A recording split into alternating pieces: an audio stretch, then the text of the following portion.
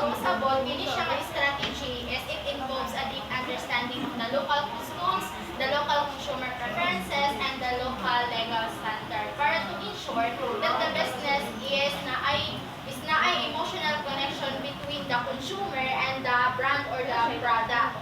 So, kumbaga, the product or the company needs to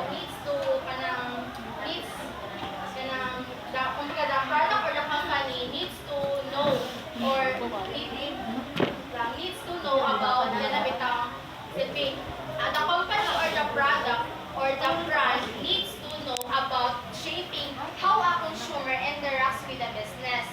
So, ninyo, okay? So, nasa yung 5 ka components ang localization strategy, ma'am. So nasa primero is language translation. So, since it is a localization strategy, so therefore, nasa language translation. So, language translation, the brand or the company converting content into the local language para to make sure nga it is not just accurate but also culturally appropriate.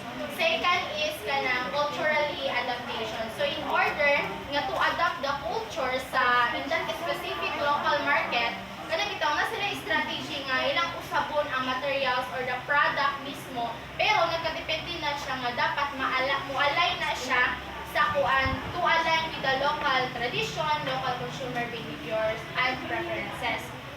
So, ikatulo is they must adhere the rules, they must adhere the local laws and regulations, kay of course, para to avoid the legal issues. And then, ang ikaupat, mo na siyang pinaka-importante, that is because it plays an important role in the localization strategy. And makaingon ko nga, there is not a hindi siya mahimong nga localization strategy kung wala ni siyang ikaupat. So, this is what we call the local partnership. Without the localization strategy, rather, yes, there is without the localization strategy, without the local partnership, wala yung hitabo nga localization strategy. Kaya nga niyo magiging siya between a brand or the product and a consumer, between the product or the product or the brand or the company, and then the local partnership, sila facility, they should collaborate each other para to enhance the market presence through the local partnership. Ikalima is before anything else, in every different business, and especially sa atua, we as the future business leaders, pagkinahanglan ni we have to conduct the market research first. Para to know or to understand the local markets or that market. And then, ang naka-advantage lang kay na sila yung brand recognition. So, we all know that brand recognition, it also means that it is an established brand.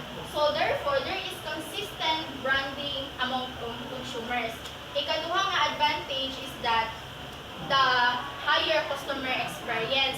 Kay they have to provide to improve the customer satisfaction. And then, the disadvantage lang kay higher cost. Siyempre, pero ang cost sa localization, it is not the same the cost to the other business. Why? Because the localization nga cost is it involves related to the translation, the cost of the cultural adaptation, and the cost of the compliance with the legal standards. Sa ikaduha nga disadvantage is makayon ko nga, it is very complicated or it could be what we call the complexity. That is because kini nga ang pagdagan sa negosyo ani nga localization strategy is you have to provide the local version of the product or services to the local market. Lastly, ang naka-disadvantage lang kay nagkinahanglan ka og mga dugang mga resources.